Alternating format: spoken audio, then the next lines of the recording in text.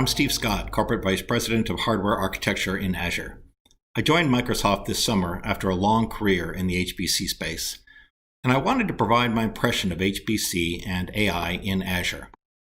I've spent my whole career focused on building the largest, most capable systems on the planet. I joined Cray Research, the iconic supercomputing company, straight out of grad school, rode through our acquisition by SGI and subsequent spin-out to become Cray Inc., and then have been CTO of Cray since 2004, with brief detours at NVIDIA and in the Google Platforms Group.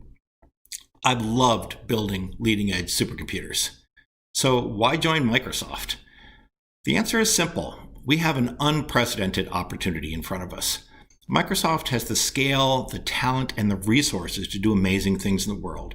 And we've got the ability to optimize across levels, from silicon all the way up to end services, and have broad and meaningful impact in the world.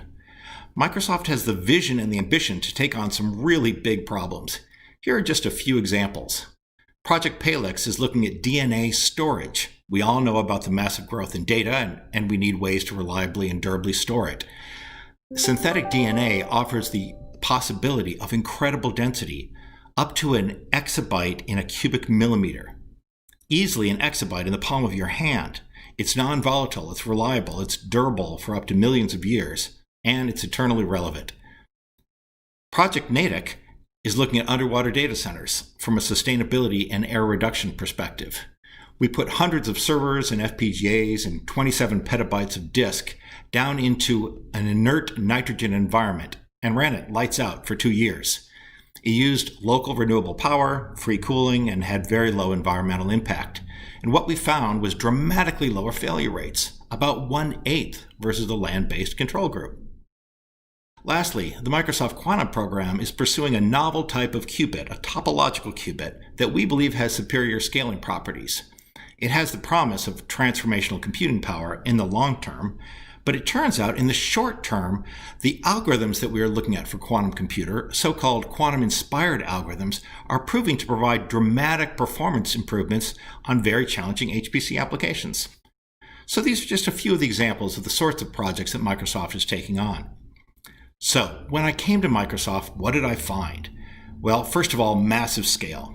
Azure has 61 regions worldwide, each with multiple data centers, individual data centers that have up to tens of megawatts of power. This presents very similar problems that we've been facing in the HPC community. Power and cooling, of course, are at the top of that list, but interconnects are also very important. For most of the workloads, we have somewhat lower bandwidth per endpoint, not so much in the AI space, but we have even larger scale. It turns out we also need very high performance and increasingly flash-based storage. High performance storage, that is. And manageability, of course, is very important at this scale.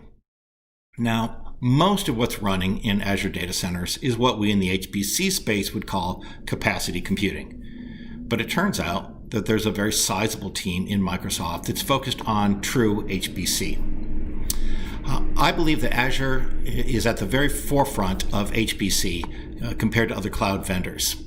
The HPC offerings here are custom built for high-performance computing, not repurposed general cloud infrastructure. We've got a variety of different HPC-optimized node types, some compute-optimized, some more memory bandwidth optimized, some based on GPUs. And importantly, we have dedicated InfiniBand networks. We're not just using a piece of the larger, highly virtualized Ethernet data center cluster. We've got a variety of different storage options for HPC, including high-performance Lustre offerings. And we built up a very mature software stack with a variety of different workload orchestration options, a rich ecosystem of libraries and tools, and more services available than I could dream of in my previous professional lives.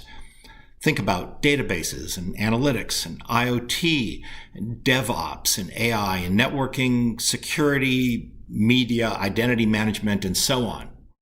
We also have genuine HPC and AI expertise, from the engineers to sales to service, people that eat, breathe, and sleep HPC. And Azure provides different HPC optimized delivery models, such as reserved instances. Lastly, we're supporting an active set of ecosystem partners in the HPC space. Now, one of the most important topics in HPC today is artificial intelligence. Everyone is interested in AI. Azure Machine Learning is providing an enterprise-grade machine learning environment to build and train and test and deploy AI models. Microsoft also has Project Brainwave, which provides a highly performant platform for real-time inference in the cloud or at the edge. And we're deploying AI at increasingly larger scales.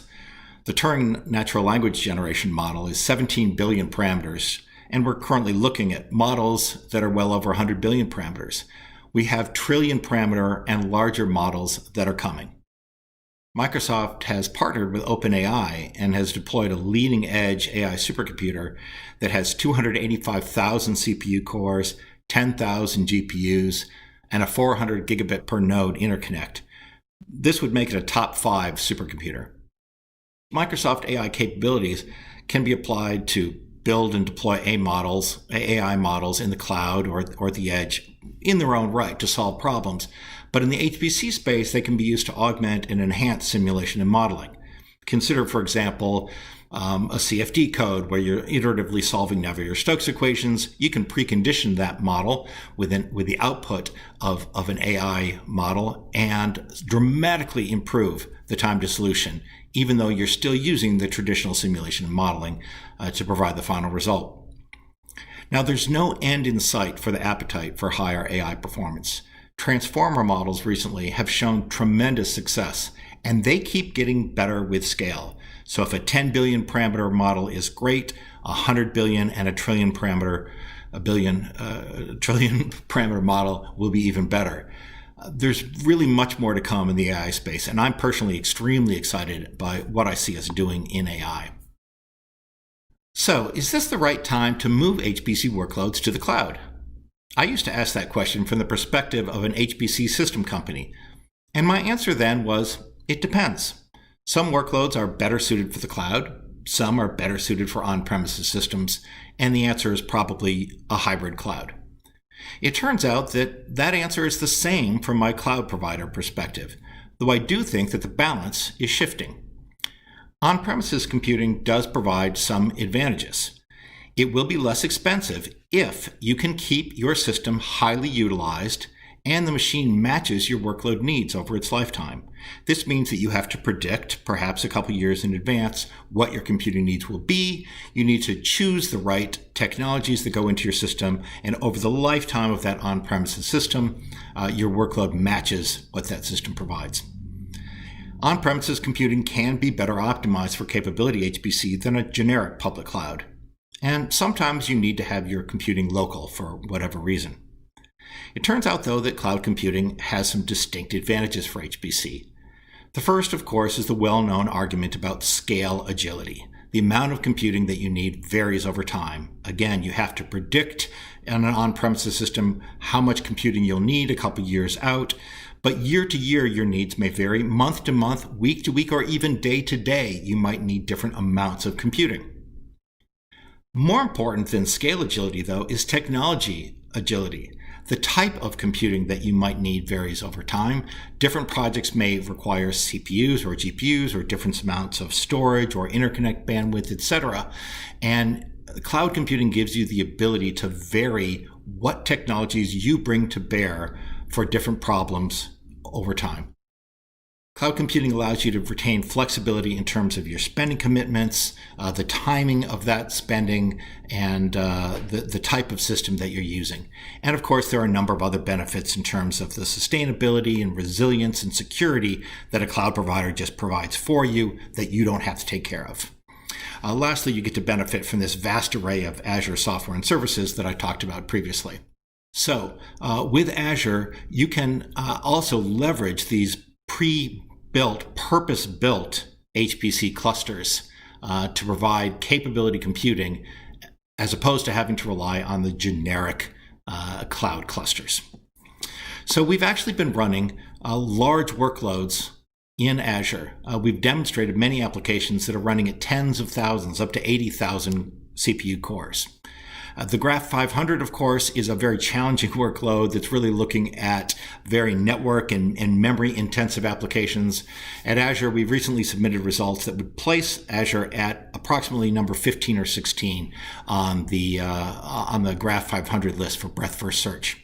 We ran this problem over 40,000 cores and provided a GTEP score of 1.15 million. We're not actually aware of any other public cloud that has submitted Graph 500 results. Star CCM is a CFD application, and at the launch of the Azure HPV2 offering, Idaho National Lab ran a Star CCM on Siemens' largest publicly shared CFD model. This is a 1 billion cell Le Mans sports car. Ran it on 57,000 cores, and the scaling was very good. It achieved 99% parallel efficiency at 44,000 cores and 84% parallel efficiency at 57,000 cores. WRF is a very well-known weather code. Also at the launch of the HPV2 offering, we ran the largest publicly available WRF model, which is Hurricane Maria, on 80,640 cores. This actually achieved 110% scaling efficiency, which you can do because of cache and memory effects, at 15,000 cores. And at 80,000 cores, it was still getting 72% efficiency. This is really just limited by the model size. We can compare that against the UCAR published data on the TAC Cheyenne system, which debuted in 2016 as number 20 on the top 500 list.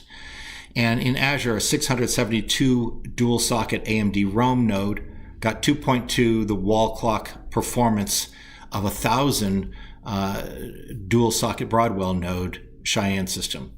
So this is getting credible, highly performant, scalable results.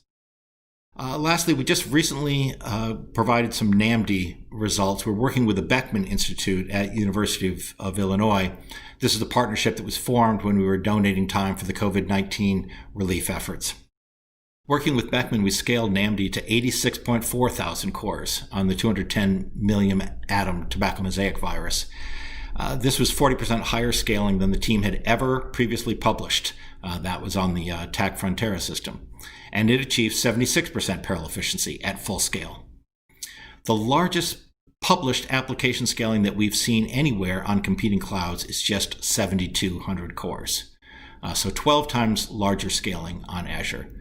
All of these results were on the HPV2 AMD Rome nodes, but we've also recently announced that we're introducing systems with thousands of A100 NVIDIA GPUs. These can be used for acceleration of both AI workloads and traditional simulation and modeling, rivaling the performance of the largest on-premises supercomputers. So what does the road ahead offer for HPC in the cloud? I think we're going to see continued movement toward the public cloud and toward hybrid cloud. We're going to see more diversity and more high-performance technologies feeding into the public cloud, both in the network space, the storage space, and various compute technologies. We all know about the slowing of Moore's law. What this means is that we can no longer count on rapid exponential growth in the underlying silicon, and we need to turn to specialization to provide differentiated performance on different types of workloads. So we're going to see greater flexibility at Microsoft to dynamically combine different types of network, storage, and compute resources to solve the problems at hand. We're going to see more robust and mature software stacks as well. Microsoft excels at providing great environments for developers, both in the general compute DevOps environment as well as machine learning ops. And we're going to see that environment continue to get better and better. We'll see better security over time. Right now, it has switched over from having better security on on-premises systems to really having better security in the public cloud. Microsoft has a real leadership stake here. We're the first to introduce confidential computing to allow you to secure your data while in use, as well as when it's at rest or in motion. And we're going to continue to see more and more confidential computing options, as well as general improvements to security. But the area that I think that we'll see the most exciting changes in the road ahead is in this convergence of AI and HPC. There's just tremendous potential there to take traditional simulation and modeling and make it perform better and faster. I'm very excited about this. So in conclusion, my impression, having spent years as the CTO of the world's leading supercomputing company, is that Azure has real, genuine HPC experience and capabilities. Microsoft is taking it very seriously. We've built an experienced HPC organization. We're building true HPC systems that are running workloads and achieving very high performance at scale. We're clearly ahead in providing true HPC capability in the cloud.